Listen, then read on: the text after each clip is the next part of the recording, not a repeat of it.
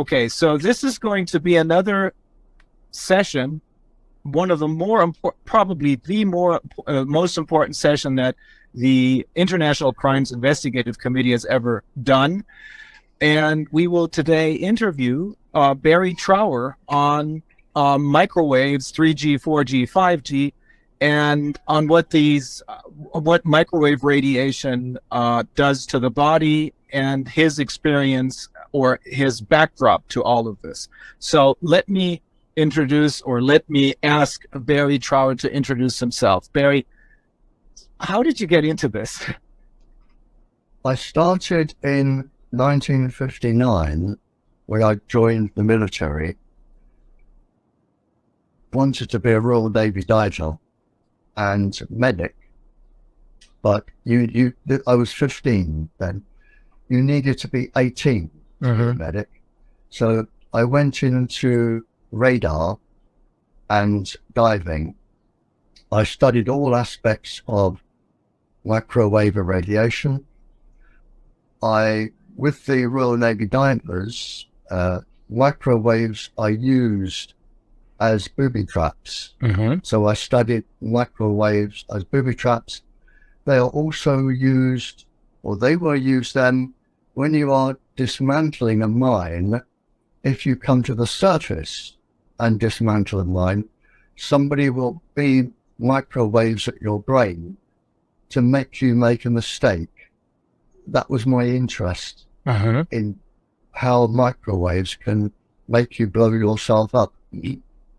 Then that was even back then in 19. Yes, it was well established. This was established way back in the 40s. They knew this. I've got the full history of it.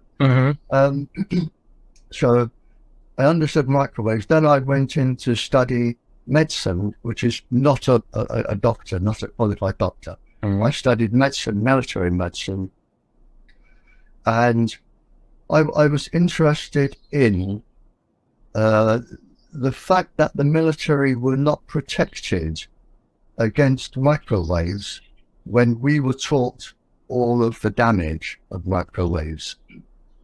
And even today, the military are not protected against microwaves.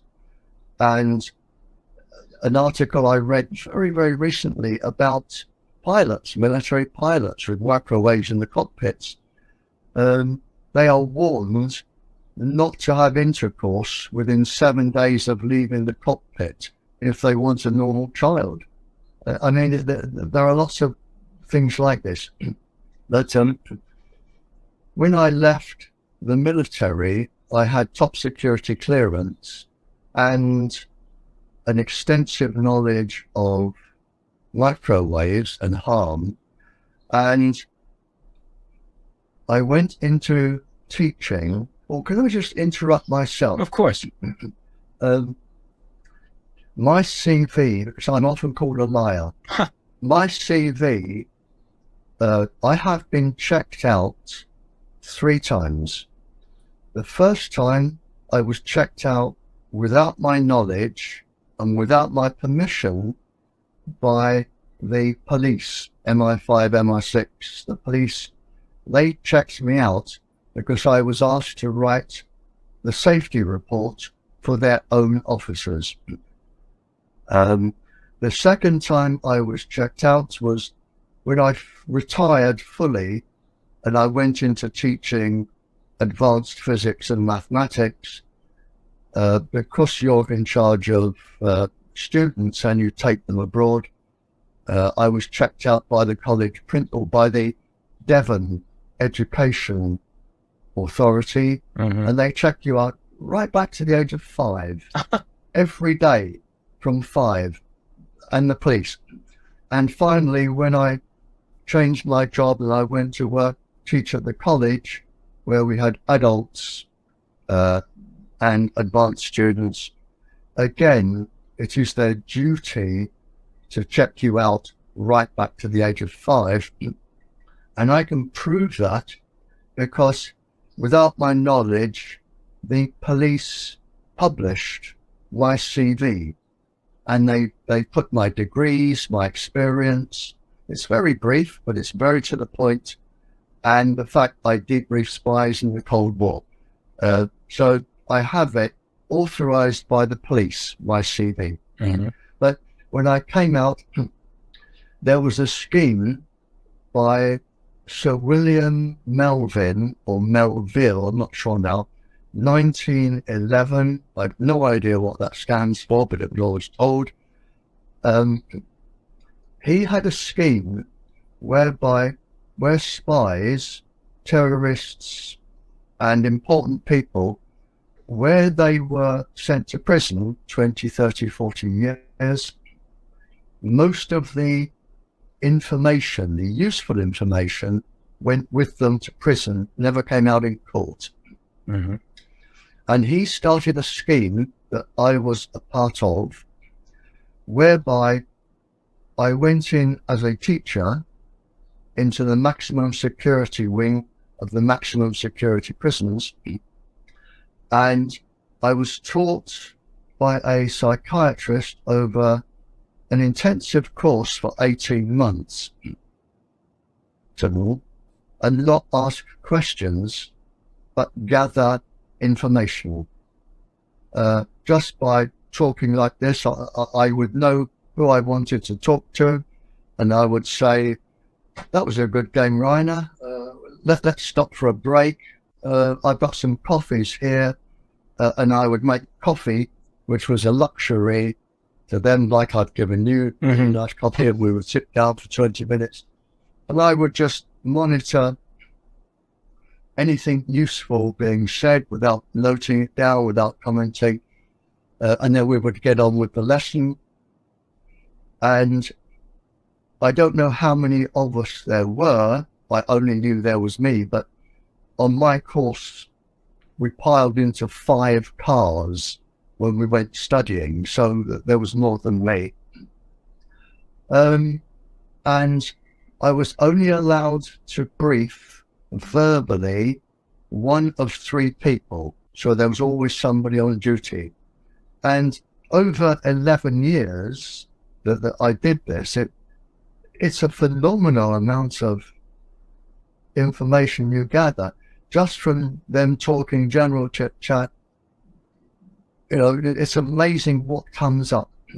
And all I did was send this back from people. But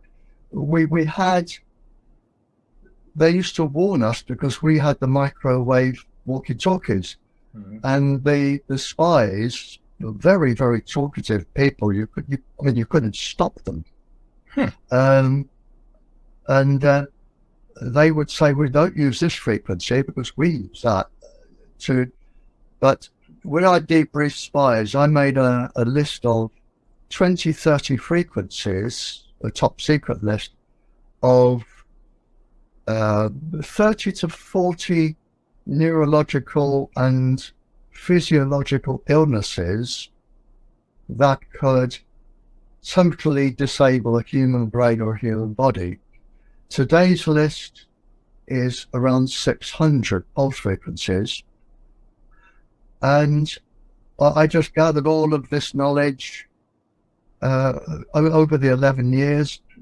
And when I retired, I went into teaching. I taught advanced physics, advanced mathematics, some advanced human biology from my medicine. My first degree, I specialized in nuclear and atomic physics. My dissertation, I wrote on absorption of the far end of the microwave band into the atomic structure.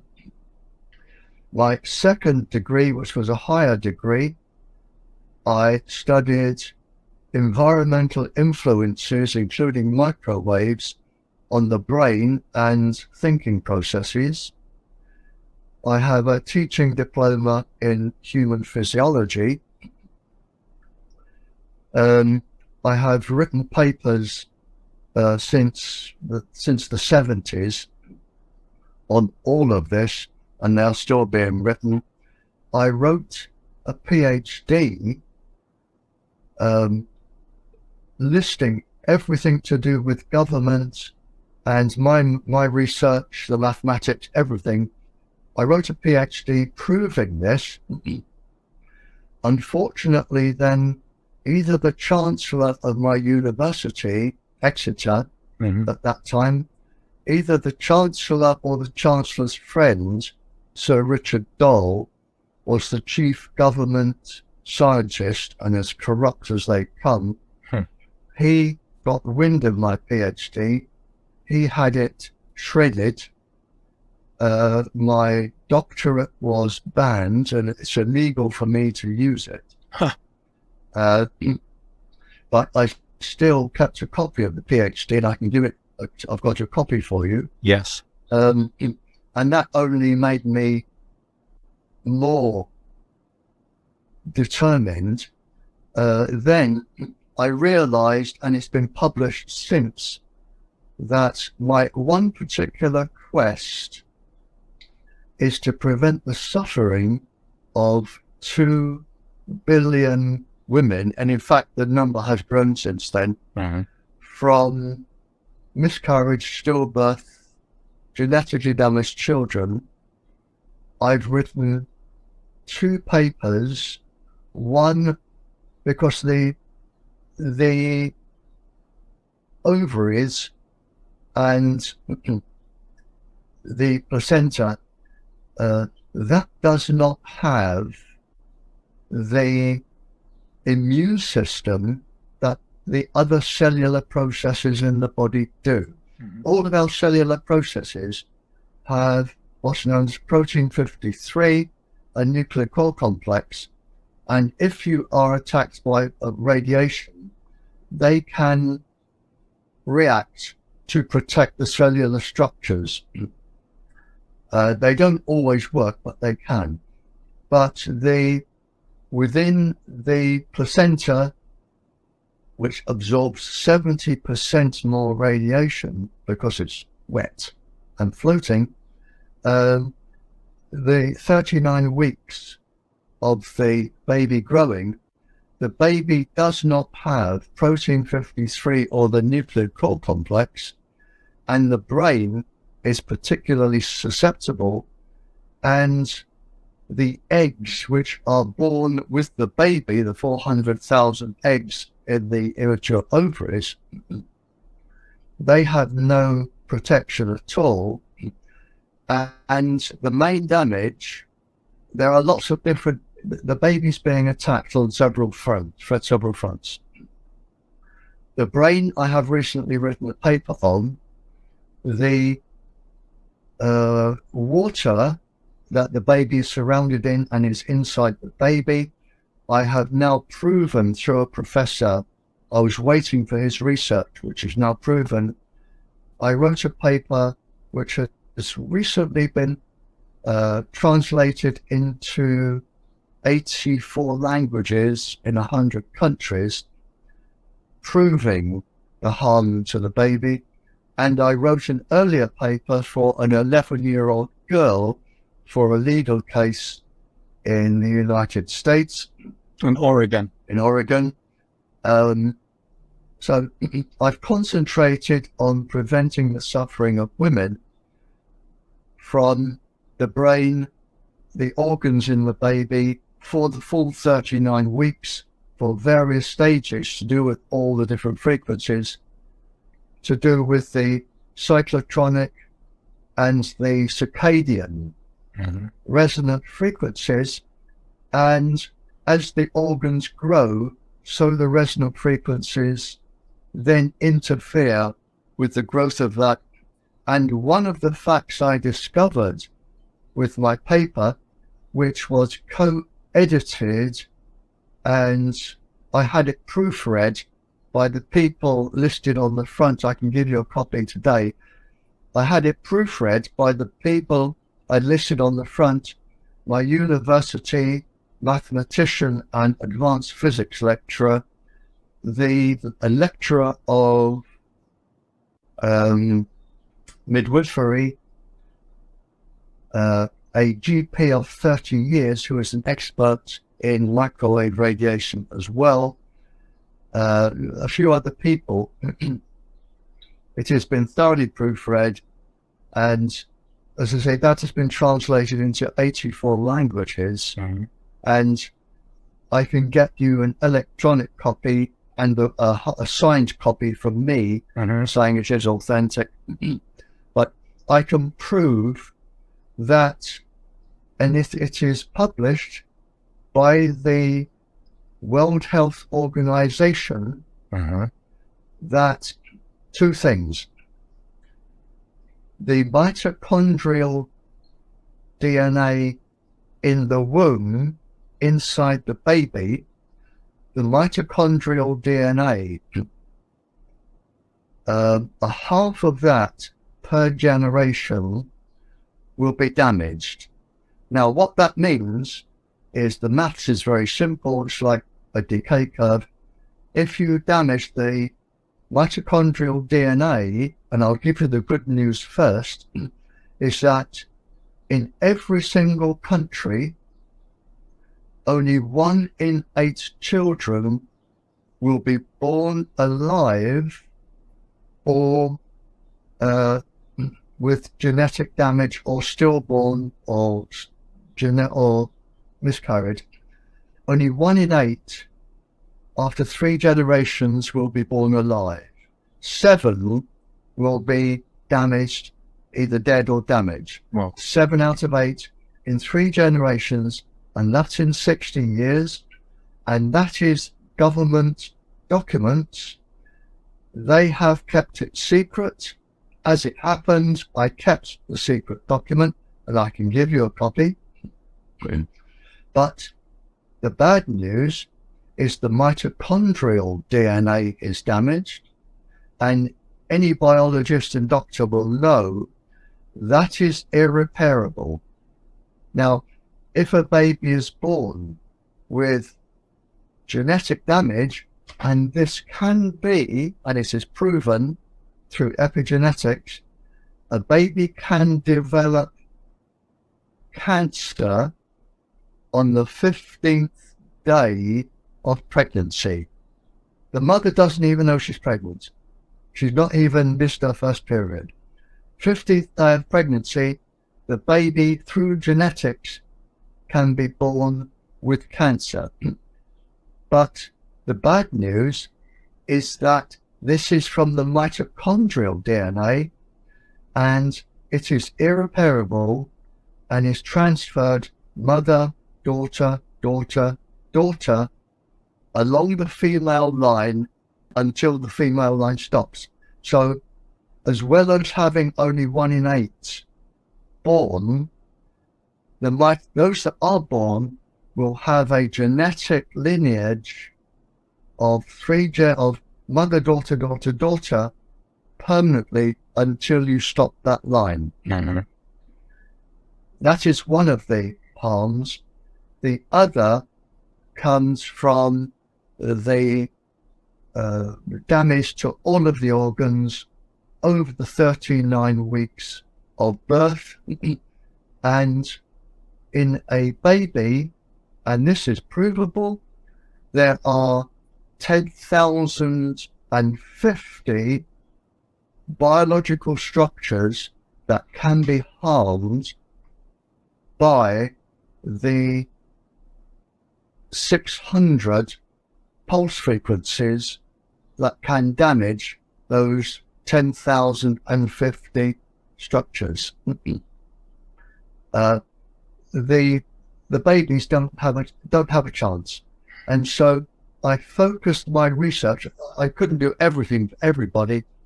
I focused my research on the prevention of the suffering of women, and this is what Exeter University banned me for 30 years from studying, which only drove me to go even more. Did they give you a reason why they banned you? Yes, absolutely. The academic registrar rang me up and he said, "Sir Richard Dole has said your work is too political. You are banned from the campus for 30 years. Wow. Banned from the campus, and it was a professor, Professor Paul Dieppe, who trains doctors, who wanted me to give a lecture, and this was 30 years almost to the month. And I said, I'm banned from entering the campus. And he said, what tripe, only using more Anglo-Saxon words. He said, I want you to come and give a lecture to the doctors. I want you on this day. Come and give it, please. Yes, okay. And he said, I will have your ban lifted. And from then, the ban was lifted. But my work was too political. But I have the documents that prove everything I've just said. I can prove with references that have been peer-reviewed and proven. Now, what is political about that? I mean, you were looking... Yes, sure, go ahead. I have the United States government. I can prove this from documents from the United States government. I can prove it from the World Health Organization documents. I have the documents that say this is top secret. What I've just said is top secret and must never be shown to the public. I have all of those documents. And the man responsible... So it is not just Exeter University, it is the United States government, the World Health Organization. The World Health Organization, the electrical engineer, the American Secret Services with the electrical engineers. They all want to keep this secret from the people.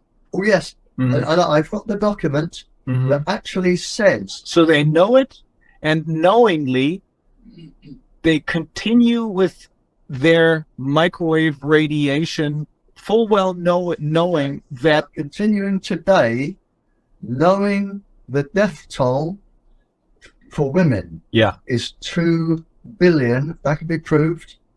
They are continuing with it, although I have got the documents that say from the United States, the Defense Intelligence Agency, it is saying, I'll paraphrase this, we must set a safety level whereby if the military find out how vulnerable they are, and the general public how vulnerable they are, they can never take us to court. We must set a safety level that can never be beaten in court, which they did. I have the documents to prove that they set this and they kept it secret, and they're still keeping it secret. And the man responsible, an Australian, he was head of the World Health Organization Science Microwave Department, I think. He is head of, ICNIRP, the International Commission for Non-Ionizing Radiation Protection, are paid for by the industry. I exposed him and I had him sacked, but by then the damage was done, because I have spoken to many governments, and when you talk to a government, you have top security clearance to say anything, provided it is not a lie. And they say, if you lie and you are caught in a lie, you will leave that dock, your feet won't touch the ground, and you will wake up in prison, and we're talking a very long time. And I went before Professor Michael Rappacioli, head of the World Health Organization, ICNIRP, industry-led, industry-paid. And I said, after I spoke to the government, I said, the man following me is all of this. I believe he has a conflict of interest because he is on the payroll of all of these people, and he is setting a safety level that protects the industry, the government, against the people and against the military, so they can never win in court. And I said, he has a conflict of interest, and he is working on behalf of those, not you.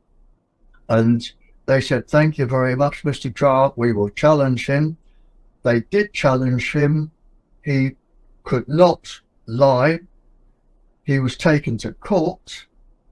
A barrister went to town on him, and he could not lie. He was exposed. He was sacked from the World Health Organization, sacked from everywhere. And he ended up head of ICNIRP, where he's still, I think, emeritus professor.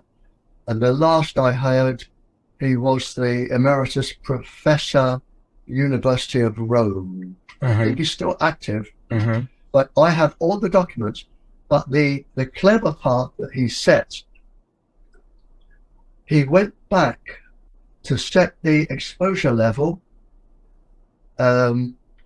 He set a level that could never be taken to court. And he said, we will go back to 1953. There was an engineer called Schwartz. He set a level whereby the body should not be heated above this level within 6 minutes. And that's the level. 6 minutes.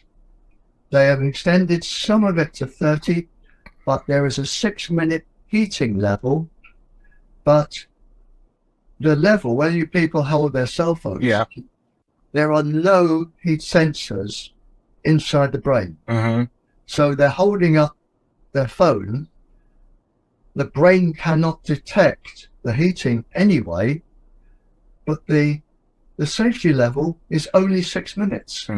After that, any child who is 1 second old can receive thousands of times that exposure 24 hours a day for life, because you're only covered, the safety level is 6 minutes. So when they say we have a safety level and all of our experiments show, and everybody like me and you are talking a load of rubbish, our experiments, and we have the best universities in the world proving this, yes, they're proving that you will not get too warm in 6 minutes. They do not take into account the electric vector on the cellular structure, the magnetic vector on the cellular structure, the circadian resonant frequencies, the cyclotronic resonant frequencies, the 600 pulse resonant frequencies, the effect on the 10,000 plus biological structures that suffer from electromagnetic radiation. And this is still going on. It is still covered up, and it's why I have given up my retirement. You've given up your retirement, and we are fighting till we draw our last breath. Exactly. My own particular angle is to save 2 billion women, which over 3 generations in every country in the world is going to be in, and the maths proves this. This is also published.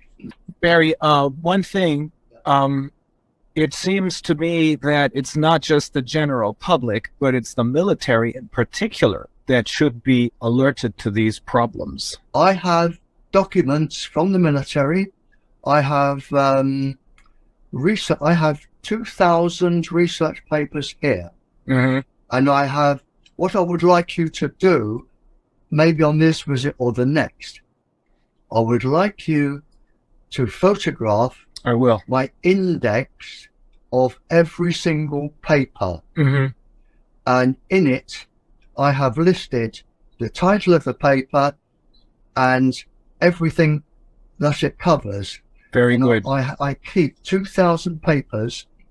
The military, in most cases, are 70% more danger. And I can tell you now, I have known in one case, I was contacted by Fort Bragg in America when I think it was 7 of their special servicemen came back. They are very heavy users.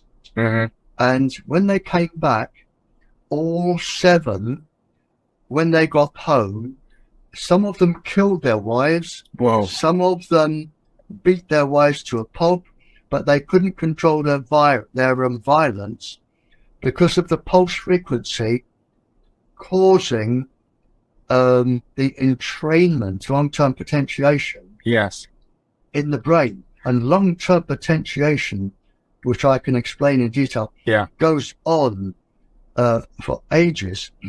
Here's 2 things I need you to know before I'll let you go, but because I don't want to forget this. I have a very good friend. I went to school with him. He is an administrative law judge in Germany. And I remember him telling me about this story. He had a case before his court of, I don't know, 5, 6, or 10 German soldiers who were exposed to radar, working with radar equipment. I forget what it is. And he's the only one, or his court is the only one, who decided in favor of the soldiers. And I also remember Dr. Judy Mikovits, who is a very experienced biologist from the United States, telling me that the mass shootings, which you've read about, the first one, several of them. The first one involved 2 16, 17-year-olds. I forget the name of the place. This is in 1999. Before that, there were no mass shootings, and this happened in a community where lots of soldiers lived, and these 2 children or young teenagers who committed the crimes were sons of 2 of these soldiers. So there may have been microwaves involved in this. The mind control programs, and the last one I know by Reagan, that was authorized in the 90s when Reagan was president. He reauthorized it. Reauthorized it. They are still going on today. There are many of them. And I mean, I'm trained in microwave warfare, and I can explain it. I mean, you can stop Olympic athletes mid-stride. Wow. With a pulse, and I often get calls about that. But it is known, and I can go through the brain. I've studied the brain. I've written papers on the brain. I know exactly the pulses, and this was, I can run through the history, but we could get people to do this in the 40s.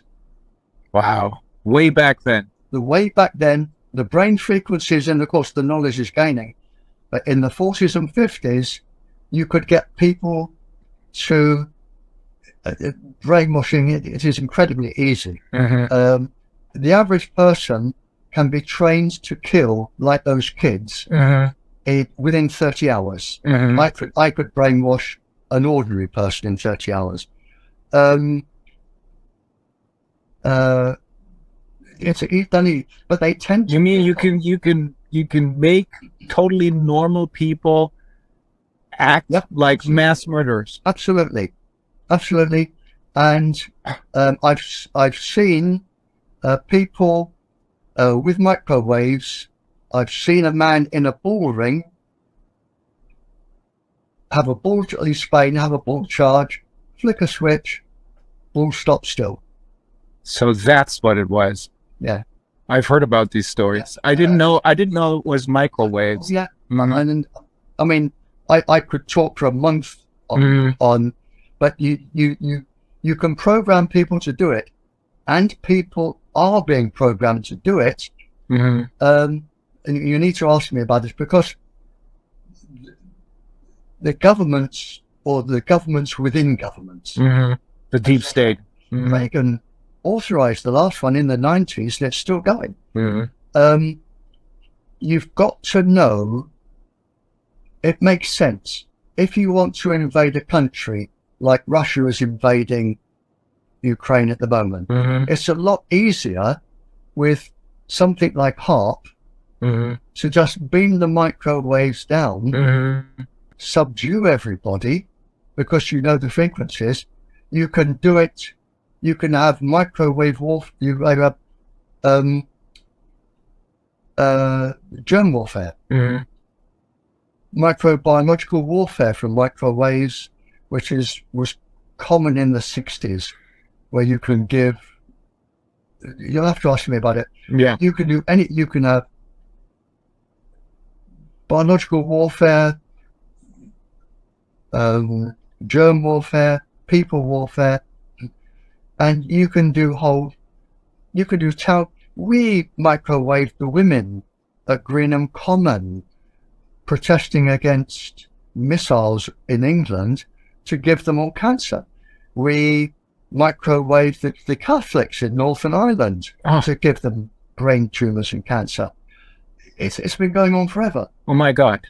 It's been going on forever. And it is documented, and I've got the documents. And the two children who committed the crimes, they were sons of military personnel. She couldn't make any sense of it. But now that you're talking about how they're using microwaves, now it all makes sense to me. The funny thing is, the pulse frequencies, for instance, one of the ones used in ordinary cell phones, Wi-Fi, is known to cause sexual aggression. Oh, that makes sense even more.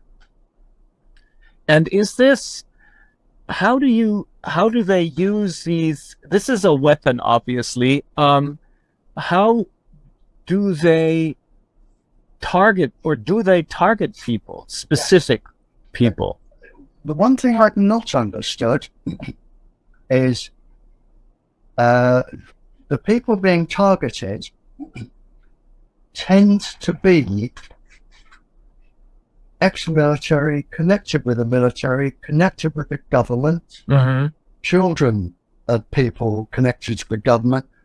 But the people being targeted, when they phone me, they either worked in some defense thing, but it's very rare to get somebody who has not had a tie somewhere with the military, or the military, or weapons.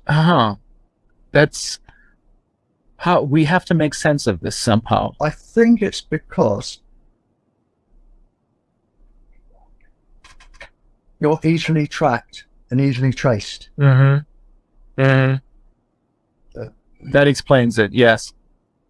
But I mean, I know of 8, very recently, I know of 8 service personnel who have acted right out of character and killed somebody on the battlefield who is just injured and laying there or whatever. But I've known 8, and I published a little paper on it. And I've got the little paper through that. But I know 8 people in the military get a life sentence in a military prison, which can't be very nice, for unprofessional behaviour, killing somebody.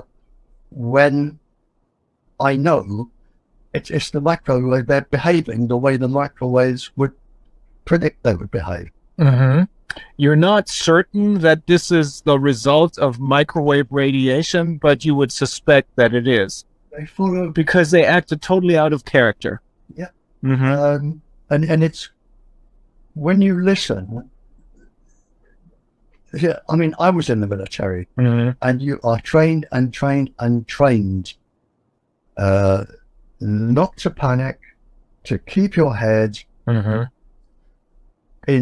the worst of worst situations. Yes. But to have a military personnel panic all of a sudden and just shoot somebody for no reason, it goes against everything they've been trained for. Yeah. And the same with there was a big train crash a couple of years ago, a big train crash where the driver went too fast around the bend in Europe somewhere, too fast around the bend. I think it was in the United States someplace, but I'm not sure. No, in Italy, I believe. That's it. And the one thing that I picked up was that the driver was talking on a cell phone at the time. Yes, I read that. And it can. People underestimate the power of what the pulse frequency and the waves can do to the brain. So, the first time you got in touch, just to sum this up, as far as your background is concerned, the first time you got in touch with this is when you wanted to become a Navy diver, and that's when you learned about microwaves. Absolutely. But even before then, I wanted to study medicine and diving, and they said they gave me some sort of test, and they said you'll be good at radar. Okay, microwaves. But my very first lecture, I had to pass exams to get in 1959 to get in at 1960. My very first lecture in 1960 in microwaves to do with diving and radar was the instructor. He came out and he said, if any of you in military words want to use that thing dangling between your legs that you don't know what it's for yet, don't expose it to microwave irradiation. Don't expose your brain to microwaves. The first thing we're going to do for the first day is learn how not to microwave ourselves. And they drummed it into that if you were going where there was a transmitter, like an ordinary phone, it had to, before you went in the room, it had to be turned off. The key was padlocked. The key from the padlock went to the officer of the day, so you could work in there safely. And when you left, and they wanted the microwaves on, the officer of the day demonstrated the room was safe, and then unlocked it, and that they were switched on again. The same if you needed to climb the mast. And we were taught to dismantle all of our bombs, mines, underwater, because they would have a sniper, only not with a gun, but with a microwave beam. Now it makes sense to me. Now it makes sense. So that's what you had to be. That's what you had to be aware of. That they're snipers, instead of using guns, they were using microwaves in order to keep you from.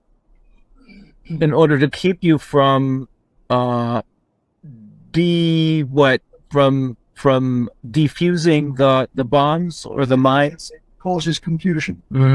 So it's bad enough defusing a mine or a bomb underwater anyway, because they have other booby traps.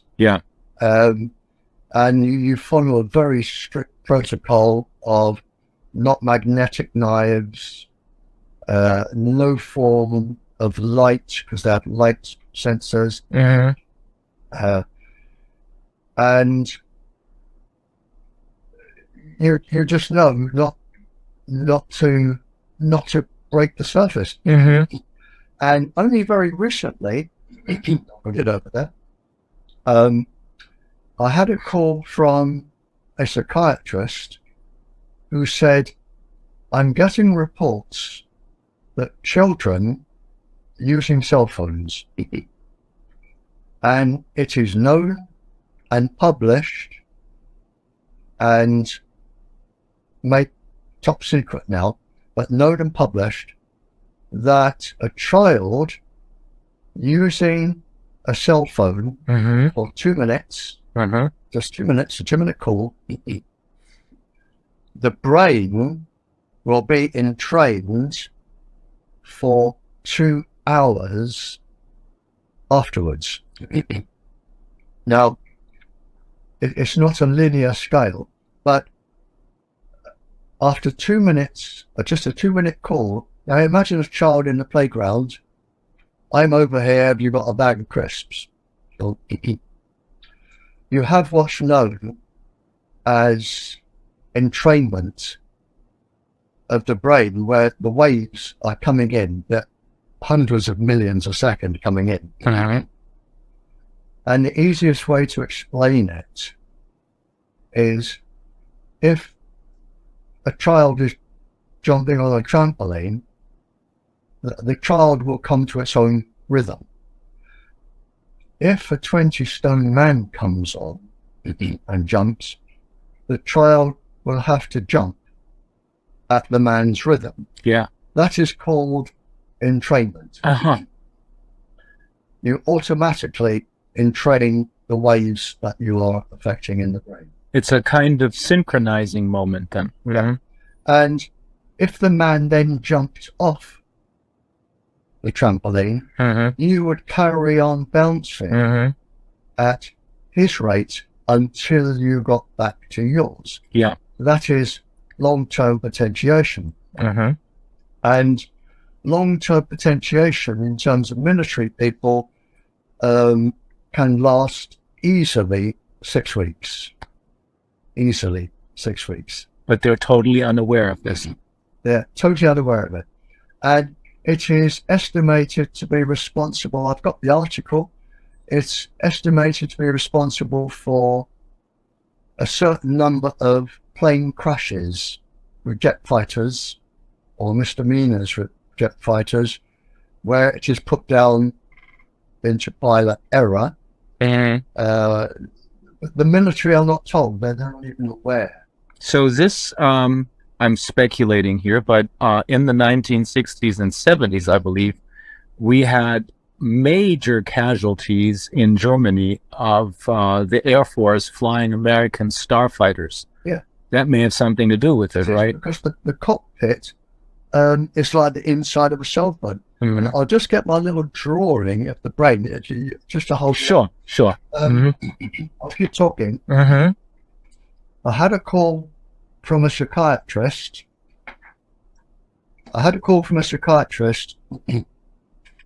Asking why, when children get off their phones, the behavior for different children is different. Was there any reasonable explanation? Yeah. And I said, yes, it's always an explanation. And he said, without going into massive amounts of research and taking months, he said, can you sort of write me an essay on roughly what happens that I can use for my lectures? And I said, yes, I'm sorry, I can. And I'll get it there. 1, 2, 3. And it is copyright free, absolutely copyright free. Anybody with anything I'd ever written can take it out, put paragraphs in their work, sign the bottom. I mean, a lot of people do it, and I recognise my writing, and I'm pleased that they are adding to my knowledge with their knowledge. But I'll hold this up. I'll come over and I can film it. It's only 3, but I've listed. I'll just hold this up. What I did on the front page, I gave an explanation. I'll come over. I gave an explanation of why it works, because you're changing the entropy of the brain, second law of thermodynamics. Yeah. I gave a law of why it happens. I referenced the 2 main articles I read, Scientific American special edition of the brain, and what's that one? National Geographic special edition of the brain. And I listed the areas of the brain there. Now, and I said it depends the angle that you hold. Yeah. That you hold the cell phone. Yeah.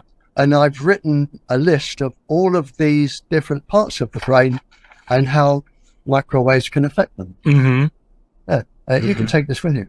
Okay, great. And as all the parts of the brain are numbered. It's extremely important. Yeah. It's all of this in a nutshell, so to speak. Yeah. All of this, that's it. Yeah. Yeah.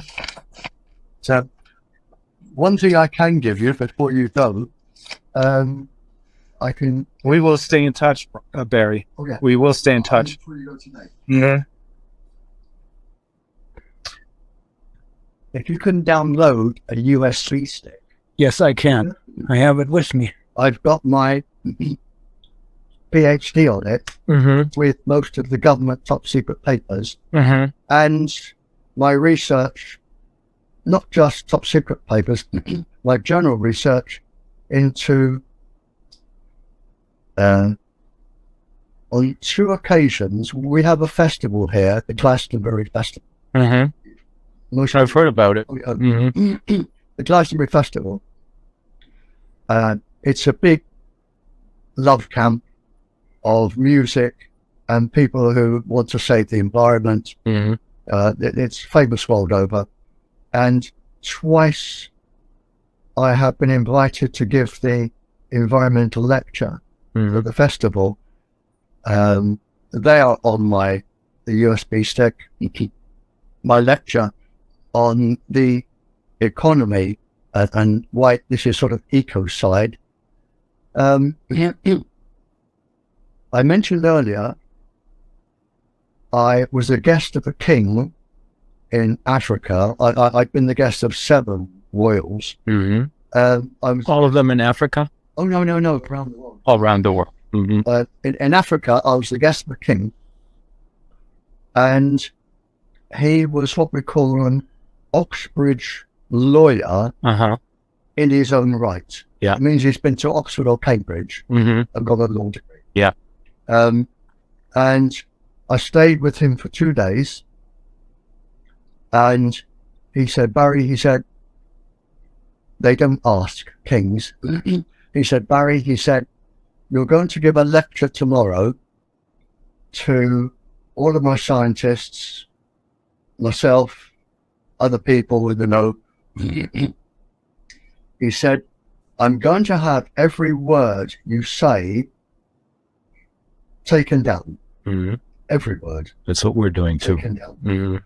He said, I'm going to have it typed up. I want to take this to court and I want to win. Fair enough. So I prepared my lecture, gave my lecture to the king and everybody, and it's on the USB stick. I think it's the only document without a title. It starts with the word origins, where I just talk about microwaves for a little while. Yeah. But in it, I mention, and I'm still on my women's theme a bit, I mention that I think in France and Spain, they did a sweep right across France and Spain just over a week with schools with transmitters in the playground.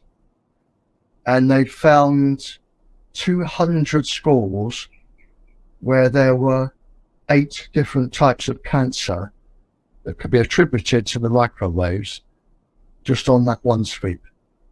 200 schools.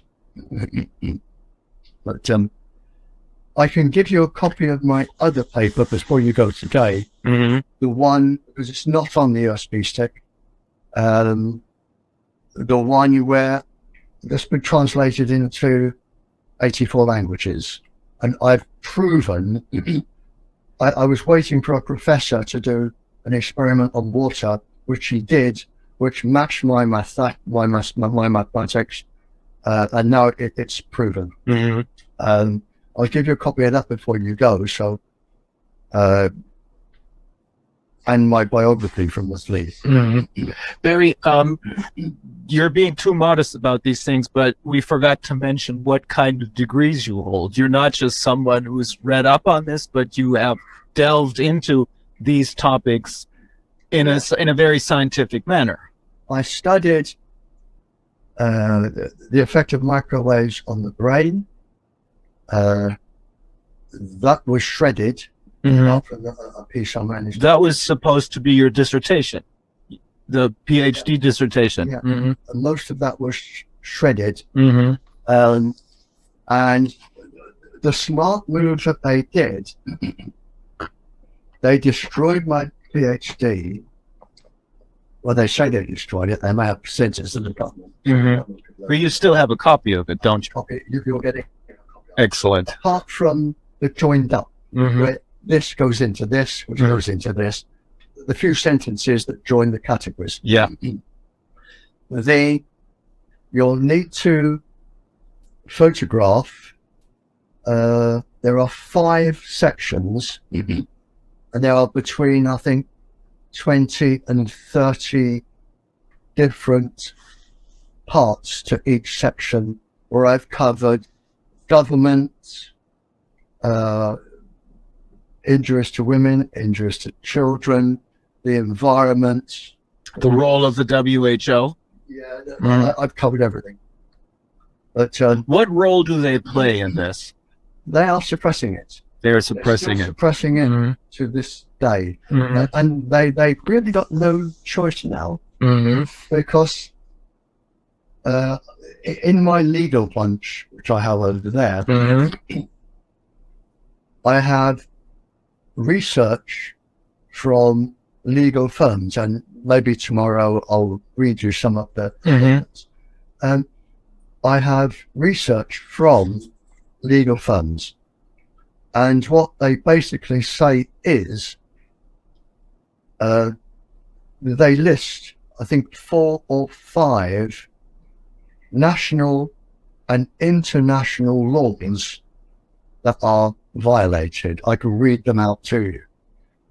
And they also say that they come where the polluter, or the polluter pays the principal. In other words, if you're the one that does the harm, you pay everything to repair it.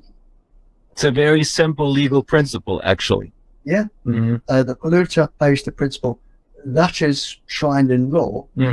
And apart from the other laws that are being broken, and they can't afford now to say, whoops, we're sorry, because there already are, but there would be world-class actions everywhere.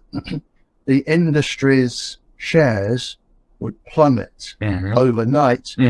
Obviously. Trillionaires would be out on the streets. Everything would be confiscated by governments. By the people, probably, because we first have to restore. I think there would be riots. I do too. Which we are beginning to see, where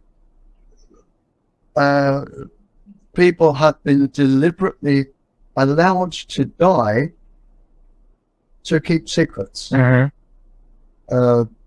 So when this bubble bursts, and it is already bursting, and I have corroborated evidence of everything, it's already bursting. and they are now afraid. And we are talking about, in some countries, death sentences, and in other countries, life imprisonment. So you're going from being a billionaire to life imprisonment, and they are now terrified. Here, the case I'm involved in here, Michael Mansfield, here saying, Michael Mansfield, shut these doors because of the rain. That's all right. Doesn't bother us. Michael Mansfield, who is a qualified judge, he is fighting on behalf of the people. He is a human rights judge. He sent his barrister, who is a lawyer, he sent his barrister here with a legal assistant. They stayed for 2 days. The first day, they photographed all of my references till 2 o'clock in the morning. The second day was questions, and I have read in a document that has just come out that they have won, and they are going on 5 violations of law, where the people have been violated with their rights. They have won the first legal case. It's now gone to the higher court, where they have won, and it's now going to a higher court, where we're waiting for the court date. That is here in England. Yeah, courts of justice. Very good. So, But again, as you mentioned before, this is not being reported on the mainstream media because they're under control of, I don't know, 6 families or something. no, the people that are responsible have already delegated responsibility. So the people that will end up with the death sentences and the life imprisonments, they are the ones panicking because they are the ones responsible. Yeah. They said, we said, and I have got the one document that can win any legal argument that you have in court. And it's from the International Commission for Non-Ionizing Radiation Protection, ICNR. All European countries, as well as the Five Eyes, which is United States, Canada, UK, Australia, New Zealand, they all follow under Michael Rappaccini, and they all follow the International Commission 6-minute rule.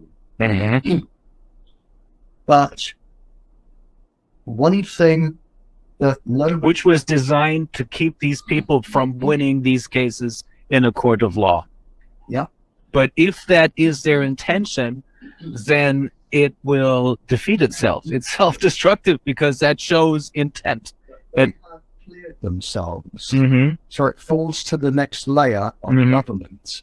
They've cleared themselves because as I go around the world, I say, and I can read it to you tomorrow or today, and I published it, I say, when I talk to government, they all quote ICNR to me. It is safe. My one question to them is, have you read the ICNR report in Italy?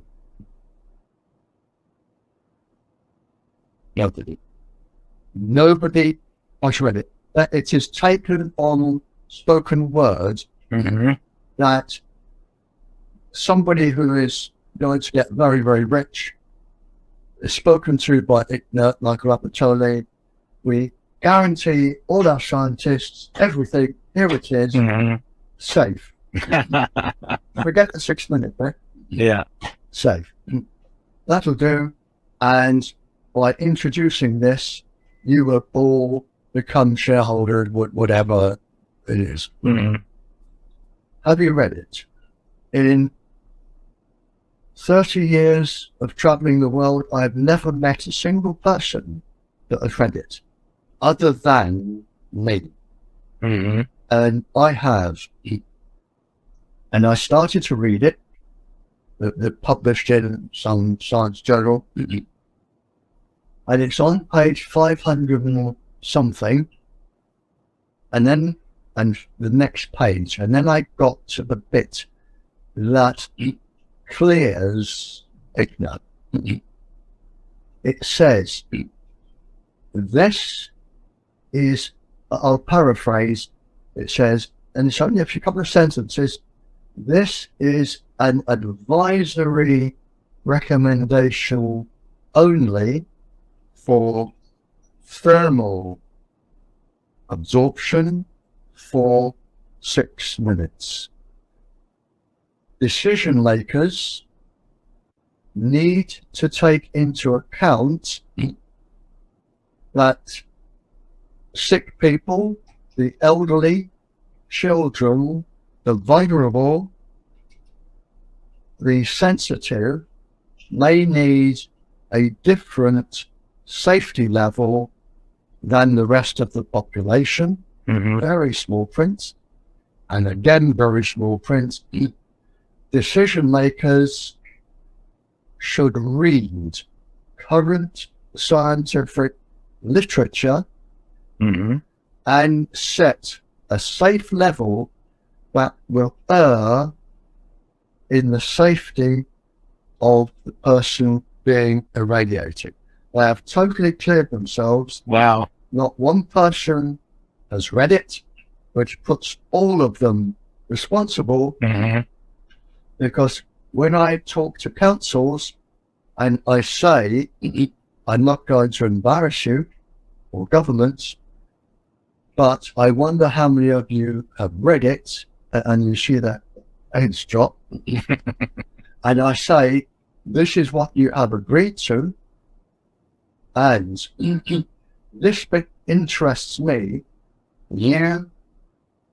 Before making your decision, you are required to read current safety or scientific literature and err on the side of safety and set appropriate reduction standards. And I say to them, I say, now, I advise on this, and I always have, as I have here, 2,000 of the most recent scientific documents. And anyone here, and they do, anyone here can go through the 19 bundles of documents, plus my lectures. You can pick out any research paper, anyone, on camera and say, explain this, and I will. I can explain all 2,000 causes. And I say, that is what I believe is my interpretation of reading scientific literature is. And if you find yourself not qualified to read scientific literature, then you call in people like me, as many as it takes for your full understanding. And they don't do that. You are given, when you talk to councils, you are given 3 minutes to talk. 3 minutes. When you question council people that have made decisions, you are only allowed 3 questions, they must give you the brief of their decision-making in full before the trial starts, and they bring it over and put it on your lap the second the judge comes out, so you don't have time to read it. I mean, you've got to go on spec. But they are clearing the layers, and ICMA are totally clear. It's the decision makers now, the members of parliament, the members of government, the councillors, town councillors, local councillors. They are the people who have not read their research. They set them all up. They're the fall guys. Fall guys. I wonder if they know it. Well, They don't know it. they're going to find out. They don't know. And this is why they're... We're going to make sure they find out. Yeah, this is why they're panicking. But I have, for your team, every document I have referenced, saying that where it is in the heap. So, for instance, if you wanted the document on military personnel or something, we just run down the list, military personnel, number 18, there it is. Perfect. I've got all 19 bundles of documentation here, all indexed. I have a colleague who is a whistleblower, the same as me, Jerry Flynn. Heard of him? I've heard the name, yes. I have worked with Jerry Flynn for many, many years. We consider ourselves friends. He dedicates his books to me, and I peer review his work. And he has written 2 books, they're there, listing all of the Cold War. I've got both his books up there on the shelf there. He has written 2 books listing all of the Cold War decisions, because all of this was known. And if I read out a very short list, you would be amazed that everything was known, certainly by the late 50s, the 60s. We knew it all. And they're following the same tactics that was followed with smoking, that was linked to cancer in 1890 something, and that was sat on, of course. Asbestos, Agent Orange, lead in petrol. They were all known, and they're following the same procedures with this. And now we're coming real close to showing the same things about vaccinations in general. We're coming close now. We're not guessing that. And there's going to be a lot of people, I think, very, very scared and could be executed for this. I mean, we're talking of suffering and death in the billions. And some of with Jerry Flynn's books, what I have done, I recommend they're only $9 each, and it's for charity. He has listed every major decision to do with the government, the United States, industry, electrical engineer cover-up. Every cover-up, he has listed where the decision was made, when it was made, the website, who to contact, how to prove it. And he has gone right from the beginning where I come from in the Cold War, when I debriefed spies for 11 years. I was going to ask a question about that. Please do. Yeah, go ahead. I've also done, I have indexed both Jerry Flynn's books from start to finish, every page, every topic. So if you wanted something to do with 5G, a 5G weapon, the growler as it's known, how it's used, all of this, you just go down my index, book 2, page 53, done. I've indexed all 2,000 things here, including my own research. So if you want something, it's here. And you're coming on to spies, okay? I was just going to ask, because you mentioned that after your military training, you stayed with the military, but you were part of the intelligence services, I assume? Absolutely. It was very, very undercover. Sir William Melvin, 1911. It's Melville or Melvin, 1911. I don't know what that means, but when you don't just suddenly join. You're eked in over a period where somebody says, "Oh, can you do this?" You're qualified, and you're in it. Today, I guess they would call this nudging. Yeah, you're in, and they said you have a very good knowledge for understanding people. We're talking to spies, and that we think you'll be good at this, and that's how it goes. Sorry, what's your question? The question is, when you said you were debriefing spies, that's from the former Soviet Union, or back then it still existed? So secret, because we had it was interesting, and I had the most interesting cups of coffee with people that you would be afraid to take home and introduce to your granny for a cup of tea. But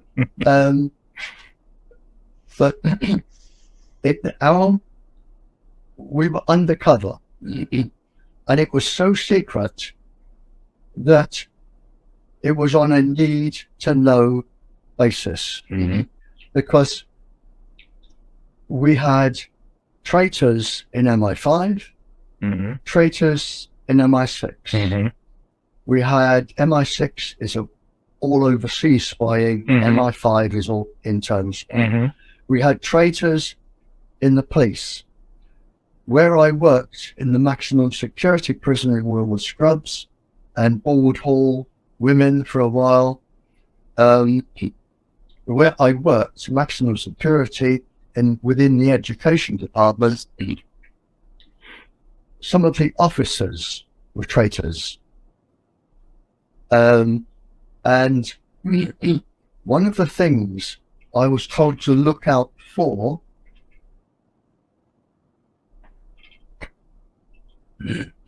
so MI5, MI6, nobody could know what I was doing because you only had to be discovered.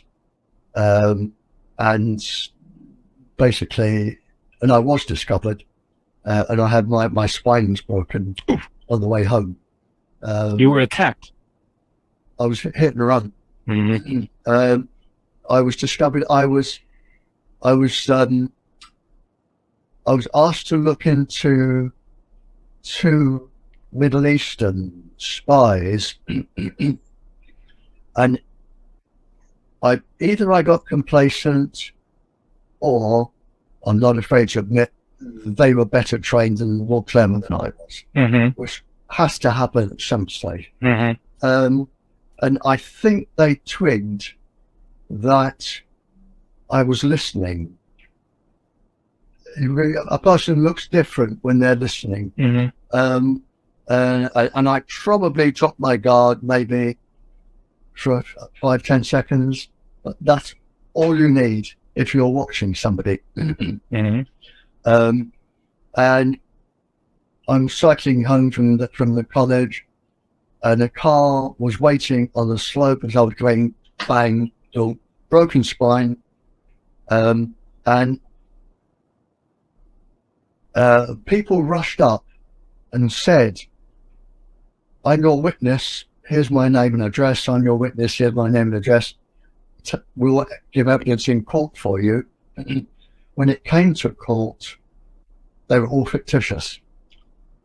Everyone was fictitious. Wow. And the whole thing was staged. Well, I believe it was staged. I couldn't prove it wasn't, because the person that run me over died and everyone else was fictitious. And the barrister representing me said, well, you know, I knew what had gone on, but I couldn't say to them what had gone on.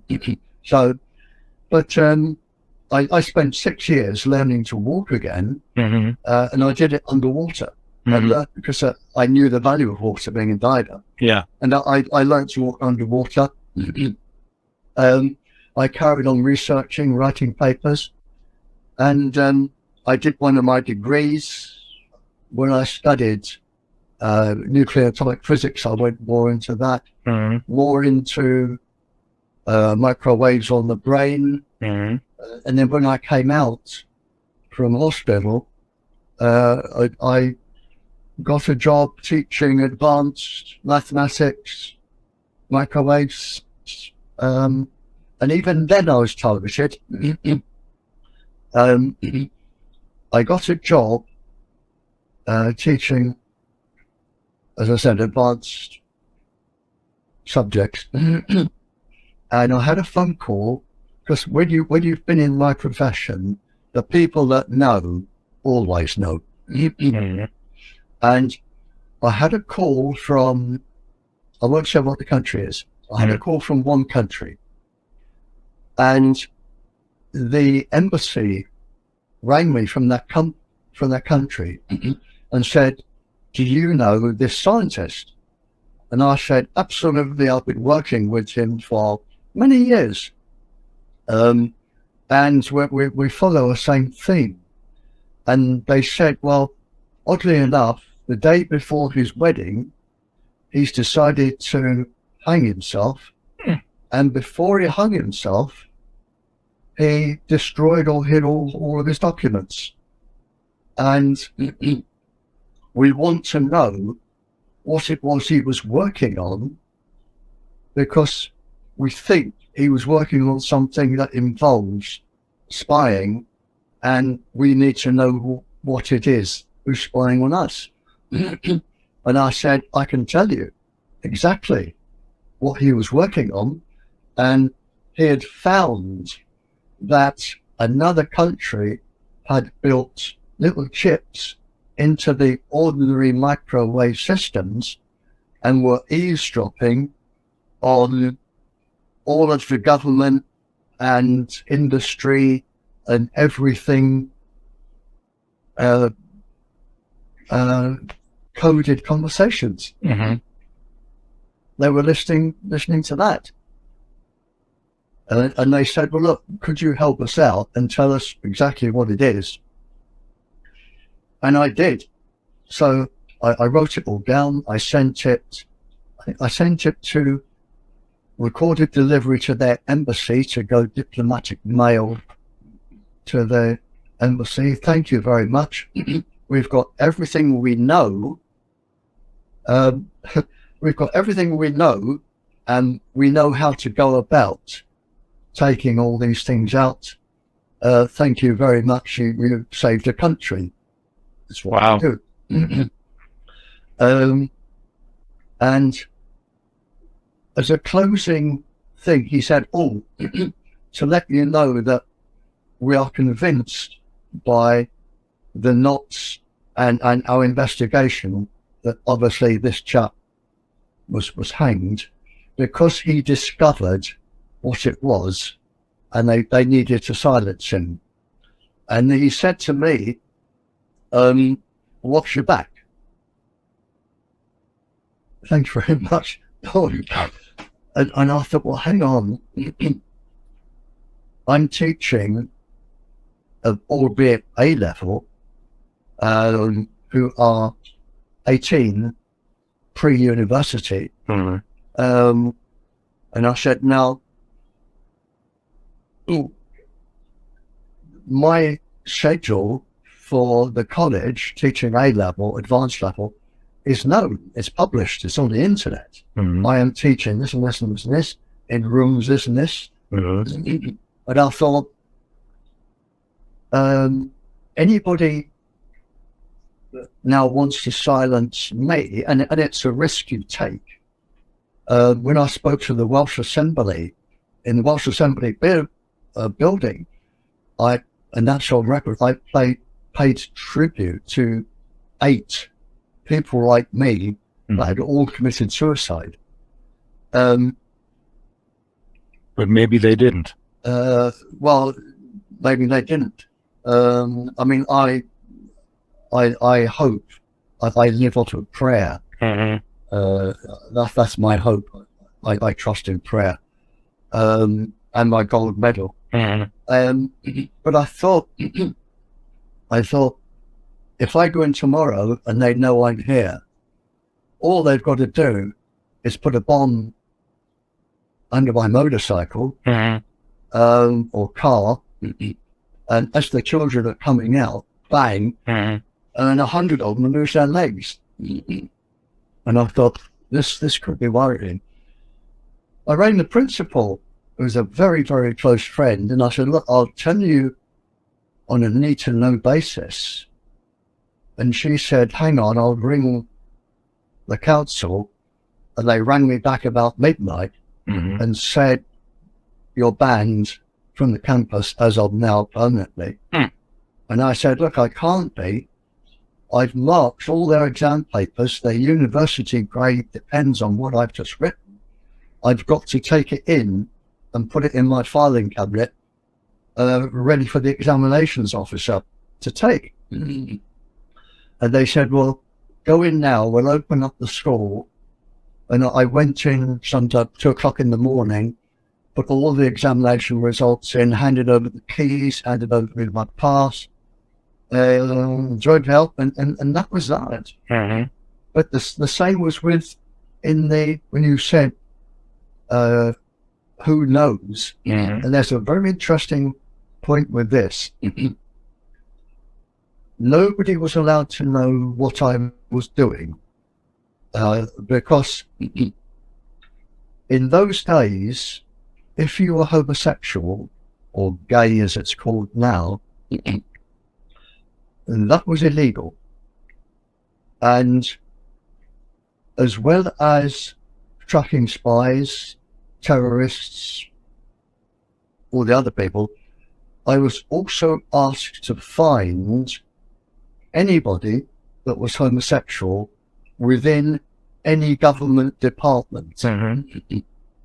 Because some of the prisoners would say, I'm okay because I've got Lord somebody or Sir somebody who's my best friend, and he is representing me legally, where you've got then sort of £1,000 an hour barrister turning up, which is around 100,000 today, turning up to make sure he gets all of his rights.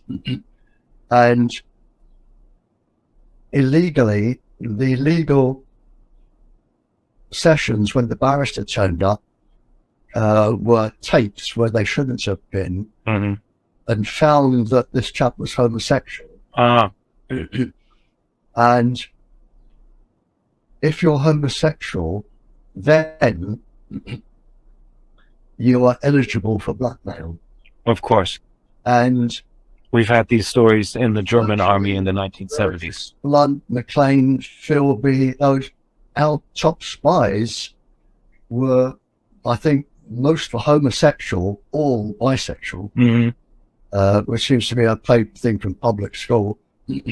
And they could all be blackmailed.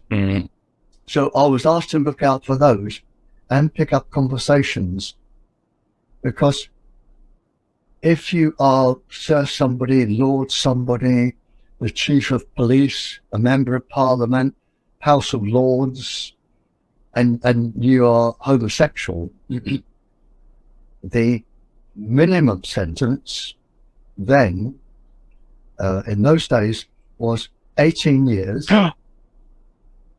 But it wasn't 18 years in among the population.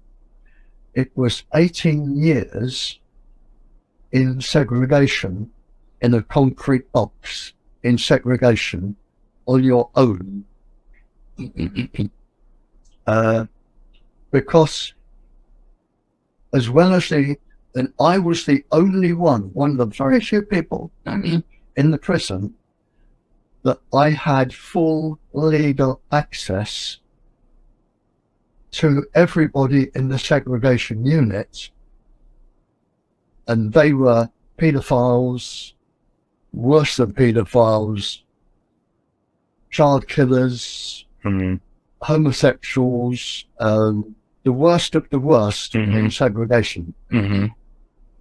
Because if they were put in the general population, they would be killed within an hour. Or prisoners had gone out and raped other prisoners' wives there and there. People like that. But by law, they had to have an hour's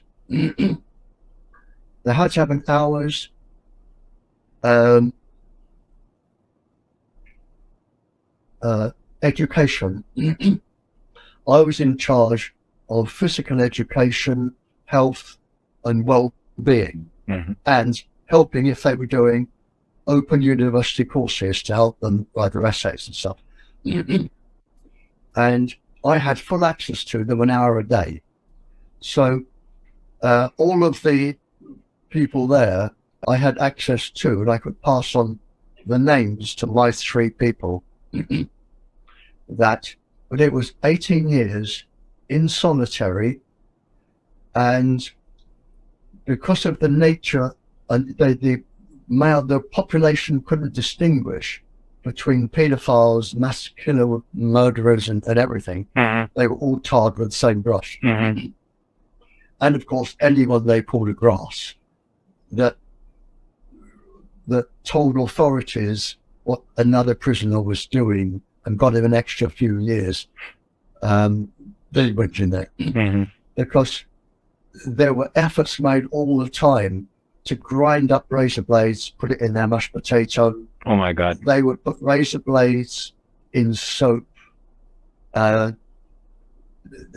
Anything they could get in there, the mass population, they hated those. And it was really a sport, if you like, because we've got nothing else to do. Let's target those. How can we get some sort of poison in their meal? How can we get this into there? Where are their weaknesses? And it was really, how can we do it? Just to pass the time. And I went in there and I spoke to them. And I knew, but in this, I found out all the laws, the surge, all the top government, and I found 16 top government people, homosexuals, who were capable of being blackmailed. And because they could be blackmailed, they were all incarcerated. Yeah. Because they could be blackmailed. Well, no, they were not incarcerated. They were active. Oh, I see. So if I'm listening to you and you're telling me about Lord somebody, or somebody who's the head of MI5 as they were, MI6 as they were, I can get a message saying, well, look, the emphasis was, I've got to tell my wife, I've got to let the camera go. The emphasis was, if I was clever enough to detect them, so could the KGB. And I knew all of KGB training. I knew where they were trained. I knew how they were trained. I knew what the training consisted of. I knew how many came across a day. I knew how they got their birth certificates, passports, everything to stay in the country. I knew anything to do with spies, I knew. Mm-hmm. So you basically, what your advantage is over most people is that you've seen it from both sides. You know about microwave radiation and what it does, and you know about clandestine operations. I am only, as far as I know, I am the only one in the world with my knowledge. I believe it. The only one in the world with my knowledge, my documents. I don't keep here, so they need to burn the place down. Apart from Jerry Flynn, who I think I know more than he does, I knew more than anybody else because of my daily contact. And of the 25 of us on my course, there were only a few of us that were military, and the military people were not my military. So when it comes to military, I am the only one, as far as I know, that knows what I know, apart from Jerry. The man I admire, really, John, they call him Jack Kennedy, PT 105, the Navy man. I remember that book. PT 109. He's Navy, I'm Navy. I admire his loyalty to his crew in rescuing them. I've admired him right the way through. He went and spoke to a university. I've got the reference and the date. He went and spoke to a university about all of this. He made it his business to find out from all of our documents. He made it his business. He made it his business to expose all of them. To expose it. He went to a university and said, this is what you are going to be exposed to. This is what people being brainwashed, if you like, are being exposed to. Counterintelligence and all that being taking place. He gave it to the university. 10 days later, he was shot. 10 days later. In November of 1963. Now, what's the coincidence? What's the coincidence of that? Yeah, there's not just correlation, there's causation. He said to the university, and I've got some of the words, he said, I am going to expose everybody here. And he was president. 10 days later, he was shot. He was going to expose the whole cabal, so to speak. He was going to expose everything. Freemasonry, the Anglo-American financial mafia. He was shot, and all the papers disappeared. But I'd love to talk to Robert Kennedy, Robert Kennedy Jr. How to stop 2 billion people suffering, 2 billion women suffering, and I'd love to have a judge to go into court with my evidence, or have a judge come here, give all of my evidence, sign an affidavit, produce the proof, so that if I do die, the evidence is still there. And you can set, then any lawyer say, we've got it here. So it's not lost. My fear is that everything's going to get lost. I don't think it will. But I want to give you the paper that proves everything. You've got the brain one. I want to give you the other one now, that's not on the USB stick. You'll find a lot on the USB stick. My confidential document to the police, you'll find interesting, because what Europe doesn't know, the Tetra airwave system that I was asked to study, what I found out, and I got the documents, is that the American Secret Service have access to all of the codes for all of Europe using the same system our police are using. Bush didn't ask, he told Blair, get this system out with your police. Then we'll throw it, or we'll recommend it to the rest of Europe and other countries. The gubbins in this system is Motorola. The American government, by law, must have all Motorola secret keys. So for the last 22 years, and it's on my report on the USB stick, for the last 22 years, the American government have listened to every secret government, spy, police, emergency service call from all of the European countries, including Australia, New Zealand, and UK. They're just sitting back, taking it all in. And that's on my USB stick with the Russian Secret Service. Actually, well, I tell a lie. They've been in touch with me.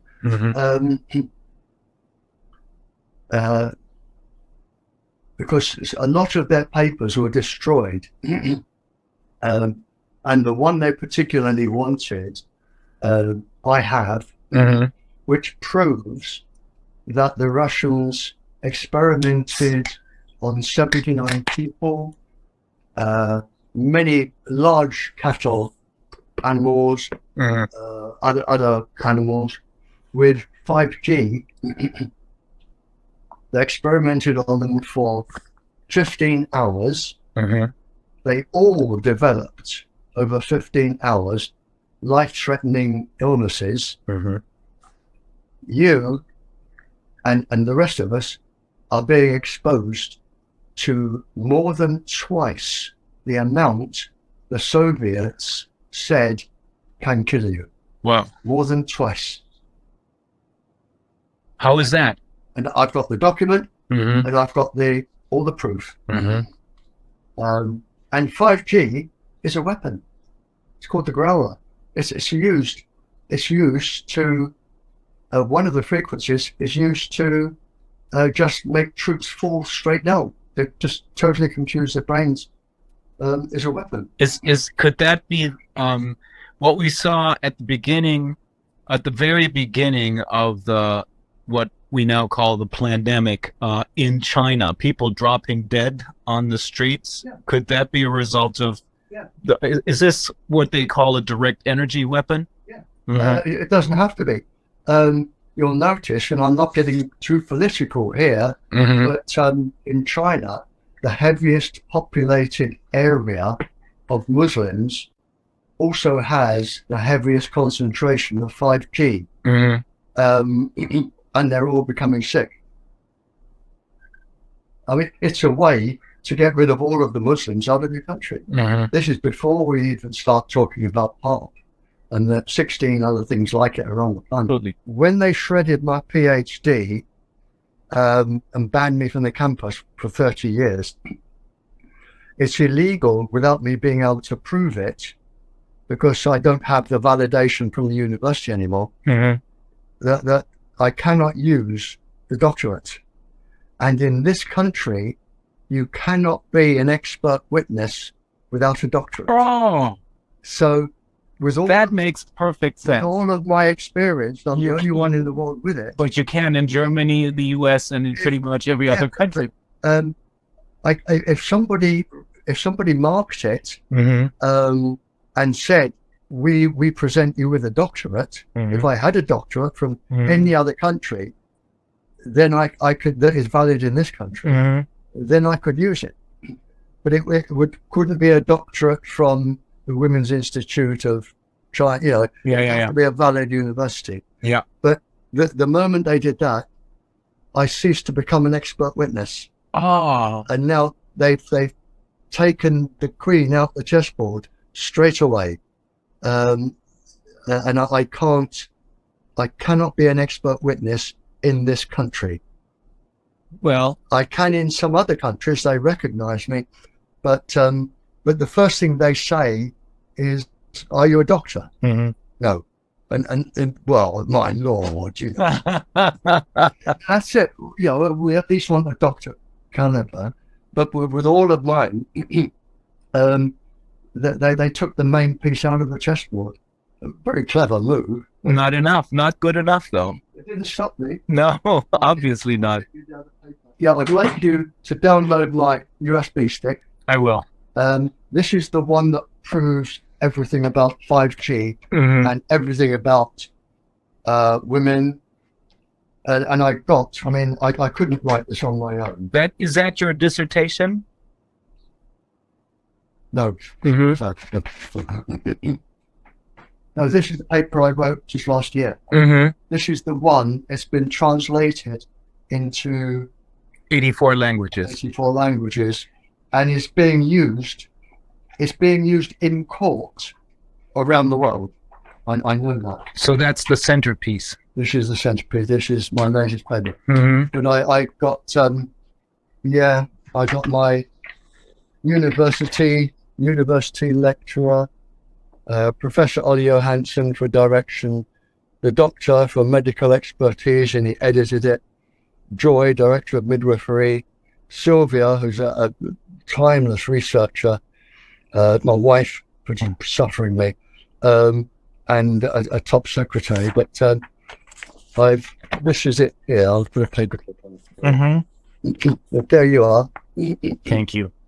And I'll show you the relevant page. I've listed all the stages of the baby. Well, I've listed all the here we are. All of the stages of the baby from an egg right the way through, and what's being.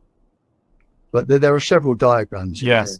Several tables, and I've listed every frequency and how it affects different parts of the baby. Put the paper chip on left. Yeah. This was done without me, and this is the research. This is the research by the police saying I debriefed spine. Wow. I mean, they can't deny it. This was the one that was done by the police without your knowledge. So this is your life, basically. It's all my life. Yeah. It's I can assure you that there are a lot of people out there who will join you in this fight. Thank you so far, and it's a pleasure and an honor to meet you in person. Okay. So for today, we'll call it quits. Again, I thank you very, very much, but tomorrow we're going to continue.